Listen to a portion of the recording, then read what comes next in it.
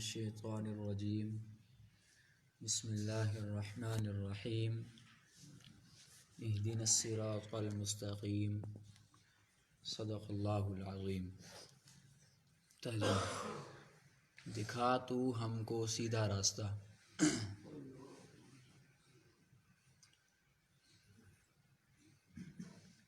ہم سورۃ فاتحہ کے آغاز سے درس شروع کیا تھا اور سورۃ فاتحہ کے آغاز میں ہم نے یہ کہا تھا کہ ہم اللہ کی تعریف کرتے ہیں۔ تو پھر اس کے بعد اللہ کی تعریف ہم نے چند صفات پر کی تھی، اس وجہ سے کہ اللہ رب العالمین ہے، وہ تعریف کے لائق ہے۔ اس وجہ سے کہ وہ رحم کرتا ہے، تعریف کے لائق ہے۔ اس وجہ سے کہ وہ نہایت مہربان ہے، تعریف کے لائق ہے۔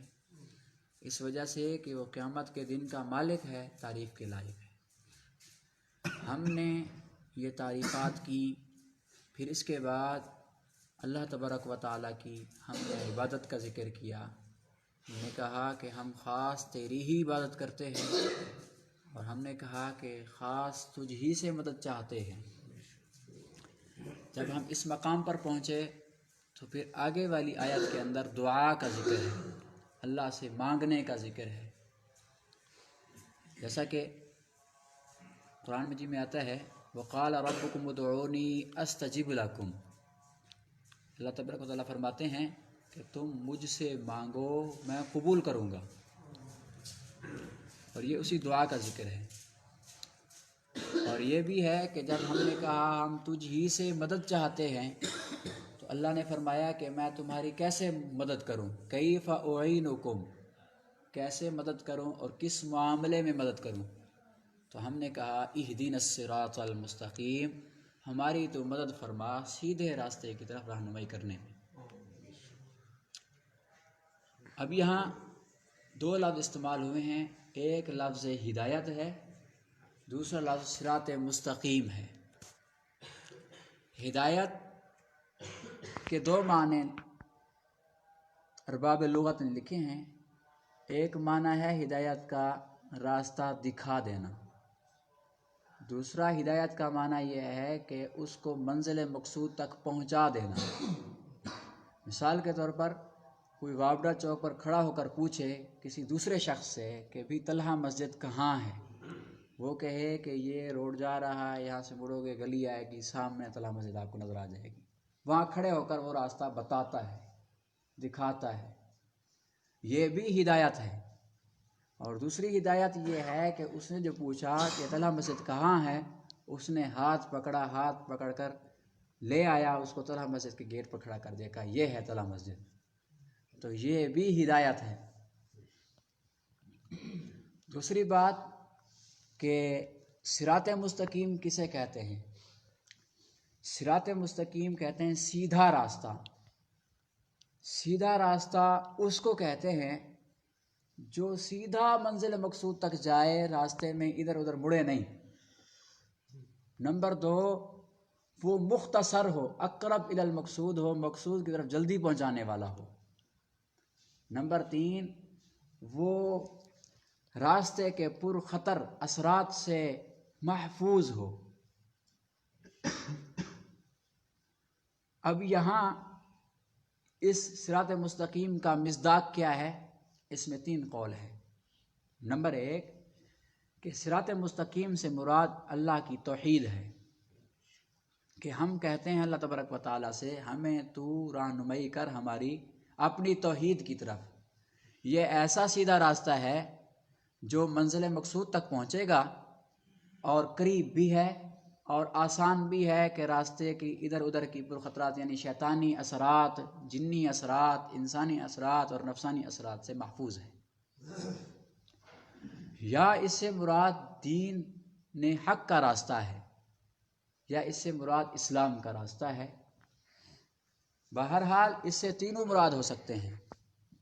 جب ہم اللہ تبارک و تعالیٰ سے یہ درخواست کرتے ہیں اے اللہ ہمیں سیدھا راستہ دکھا، کا مطلب یہ ہے ہمیں توحید کا راستہ دکھا، ہمیں اسلام کا راستہ دکھا، ہمیں دین حق کا راستہ دکھا۔ اسلام کا راستہ اس لیے کہ اللہ کے ہاں مقبول و معتبر آج دنیا کے اندر آپ علیہ السلام کے مبعوث ہو جانے کے بعد یہی معتبر ہے، کیونکہ قرآن میں آتا ہے ان الدین عند اللہ الاسلام، کہ دین اسلام اللہ تبارک و تعالیٰ کے ہاں ہی معتبر ہے۔ اور دوسری مقام پر اللہ تبارک و تعالیٰ فرماتے ہیں وَمَن يَبْتَغِ غَيْرَ الْإِسْلَامِ دِينًا فَلَن يُقْبَلَ مِنْهُ، جو طلب کرے گا اسلام کے ماں سوا کسی دین کو تو اس سے ہرگز قبول نہیں کیا جائے گا۔ جب ہم نے یہ کہا کہ ہمیں اسلام کی طرف رہنمائی فرمائیے، ہماری دین کی طرف رہنمائی فرمائیے اور ہماری توحید کی طرف رہنمائی فرمائیے، تو ساتھ ساتھ جو ہدایت مانگ رہے ہیں تو قوائے ہدایت بھی مانگ رہے ہیں۔ ہمیں جو ہدایت سمجھانے کے لیے جو طاقت ضرورت ہے، اے اللہ ہمیں ساتھ وہ بھی عطا کر۔ مثلا ہم ہدایت تب حاصل کریں گے جب ہمارے اندر عقل ہوگی، سمجھ بوجھ ہوگی۔ پاگل تو ہدایت حاصل نہیں کر سکتا، تو اس لیے ہم اس آیت کے اندر اللہ تبارک و تعالیٰ سے اپنی عقل کا بھی سوال کر رہے ہیں، اے اللہ تبارک و تعالیٰ ہماری عقل بھی درست کر دے جو ہدایت کو پہچان سکے۔ اور اسی طرح ہم اللہ تبارک و تعالیٰ سے اپنے اعضائے ظاہرہ، حواس ظاہرہ کا بھی سوال کر رہے ہیں، اللہ ہمیں آنکھیں بھی عطا کر تاکہ حق کو دیکھ سکیں، اے اللہ ہمیں کان بھی عطا کر تاکہ حق کو سن سکیں، اے اللہ ایسا دل بھی عطا کر جو حق کو پہچان سکے، ایسا اللہ ایسے ہاتھ بھی عطا کر جو تیری ہدایت کی طرف کام کر سکیں، ایسے پاؤں بھی عطا کر جو حق کی طرف چل سکیں، اور اسی طرح ہی پورے جسم کے اندر ایسے اعضاء ہمیں مہیا کر جو حق کی طرف چل سکیں۔ یہ بھی اللہ سے ہم اس آیت کے ذریعے مانگ رہے ہیں، اور ساتھ ساتھ اللہ سے ہم یہ بھی مانگ رہے ہیں کہ اللہ ہمارے حواس باطنہ بھی ایسے عطا کر جو حق کو پہچان سکیں، ہدایت پر چل سکیں۔ مطلب یہ ہے کہ ہمیں ایسی زیرکی عطا کر، ایسی حس عطا کر، اندر کے جو اعضاء ہیں ایسے عطا کر جو حق کی راہ پر گامزن ہو سکیں۔ اور ساتھ ساتھ اللہ تبارک و تعالیٰ سے ہم یہ بھی مانگ رہے ہیں، اے اللہ تبارک و تعالیٰ ہماری طرف ایسے انبیاء اور رسل مبعوث فرما جو تیری دعوت لے کر ہمارے پاس آئیں اور ہمیں حق کی بات سمجھا جائیں، کیونکہ بسا اوقات ایسا ہوتا ہے انسان کی عقل بھی حق بات نہیں سمجھ سکتی، انسان کے اعضاء بھی نہیں سمجھ سکتے، پھر وحی الہی فیصلہ کرتی ہے کہ یہ بات صحیح ہے، یہ بات غلط ہے۔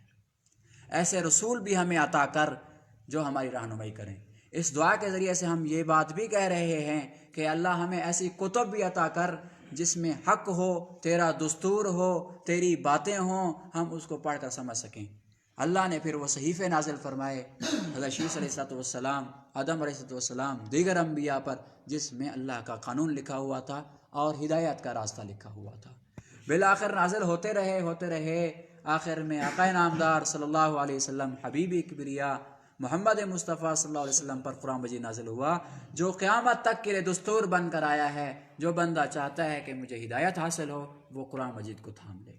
تو ساتھ ساتھ ہم یہ بھی مطالبہ کر رہے ہیں، یہ بھی دعا مانگ رہے ہیں اللہ تبارک و تعالیٰ سے ہمیں یہ بھی عطا کر، اور ساتھ ساتھ ہم یہ بھی مانگ رہے ہیں اللہ تبارک و تعالیٰ سے اس آیت کے ذریعے سے، اے اللہ ہمیں ایسا ماحول بھی عطا کر جس کے اندر رہ کر ہم عبادت کر سکیں۔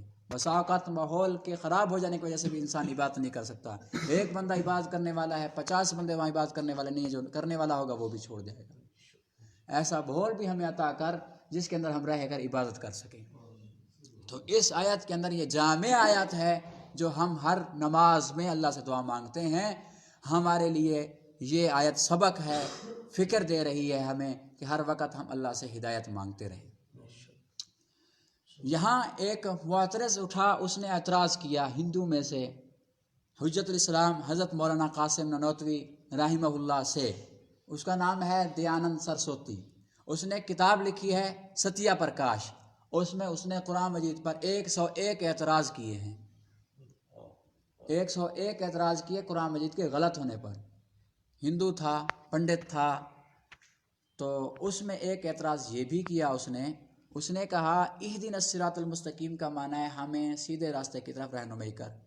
انسان پیدا ہو جاتا ہے، جب سے شعور لیتا ہے، جب سے اس کو شریعت مکلف کرتی ہے، مکلف کرنے کے وقت سے لے کر وہ مرتے دم تک اہدنا الصراط المستقیم کہتا رہتا ہے۔ کیا اس کو ابھی تک ہدایت نہیں ملی؟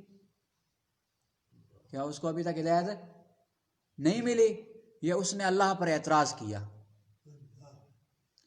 تو اس کا جواب مفسرین نے، محدثین نے، حضرت حجت الاسلام نے بھی دیا، اور اس پر ایک کتاب بھی لکھی گئی۔ حضرت مولانا عبدالشکور لکھنوی صاحب نے کتاب لکھی حق پرکاش، جس کا نام ہے حق پرکاش، جس میں اس کے 101 اعتراض کے جوابات لکھے گئے ہیں جو قرآن پر اس نے کیے ہیں۔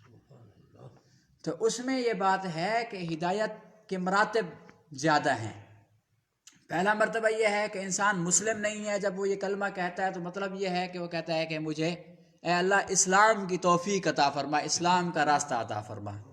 جب وہ مسلم ہو گیا، مسلم ہو جانے کے بعد پھر اسلام کا درجہ ایک یہ بھی ہے کہ اے اللہ مجھے اسلام پر ثابت قدم فرما، کہ بسا اوقات ایسا ہوتا ہے اللہ کی توحید مل جانے کے بعد، دین حق مل جانے کے بعد، اسلام مل جانے کے بعد انسان راہ حق سے بھٹک بھی جاتا ہے۔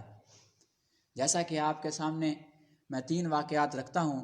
پہلا واقعہ یہ ہے کہ بلعام بن بعورہ بنی اسرائیل میں بہت بڑا عابد تھا، بہت بڑا عبادت گزار تھا، مستجاب الدعوات تھا، مومن تھا۔ لوگوں نے کچھ جو حضرت موسیٰ علیہ السلام سے لڑائی کرنے والے کچھ لوگ تھے، انہوں نے بلعام بن بعورہ سے کہا کہ آپ حضرت موسیٰ علیہ السلام کے حق میں بد دعا کریں۔ اس نے کہا میں کیسے کر سکتا ہوں، میں تو بد دعا نہیں کروں گا، کیونکہ وہ ایسا بندہ تھا جو بھی دعا کرتا تھا قبول ہوتی تھی۔ تو یہ کہہ رہے تھے آپ اس کے خلاف دعا کریں کہ یہ شکست کھا جائیں، وقت کا نبی ہے، اس کے مقابلے میں اس کو دعا کہا جا رہا ہے۔ پہلے تو نہیں مانا، پھر اس کے بعد انہوں نے کچھ مال و دولت دیا اور بھی اس کے علاوہ دی، تو جس کے بعد وہ آمادہ ہو گیا دعا کرنے پر۔ پھر حضرت موسیٰ علیہ السلام کے خلاف، وقت کے نبی کے خلاف اس نے دعائیں کی، جو دعا اس کے خلاف کر رہا تھا وہی دعا اس کے خلاف ہو رہی تھی۔ اب دیکھو ساری زندگی عبادت کرتا رہا، ساری زندگی دین اسلام پر رہا، اب یہاں وہ اس اسلام سے بھٹک رہا ہے اور گمراہی کی، ضلالت کی موت مر رہا ہے۔ اس لیے ہم اہدنا الصراط المستقیم میں ہم اس بات کا اللہ سے مطالبہ کرتے ہیں، اے اللہ جیسے تو نے ہمیں اسلام کی توفیق عطا فرمائی ہے، مرتے دم تک ہمیں اسلام پر استقامت بھی نصیب فرما۔ اسی طرح ہی برسیسا کا واقعہ آپ نے بارہا سنا ہوگا، یہ بھی بنی اسرائیل میں ایک بہت بڑا عابد عبادت گزار تھا، تو یہ بھی آخر میں مردود ہوا۔ تو ہم اس کے ذریعے سے اسی بات کا مطالبہ کر رہے ہیں۔ اسی طرح ہی آپ ابلیس کو دیکھ لیں، جس نے ہزارہ سال عبادت کی، لیکن آخر میں کیا ہوا، وہ بھٹک گیا، ساری زندگی ذلیل و رسوا ہے، آخرت میں بھی جہنم کا ایندھن بنے گا۔ ہم اللہ سے اس آیت کے اندر اس بات کا مطالبہ کر رہے ہیں، اے اللہ ہماری رہنمائی فرما سیدھے راستے کی طرف، اور ساتھ میں ہمیں اس پر ثابت قدم بھی فرما۔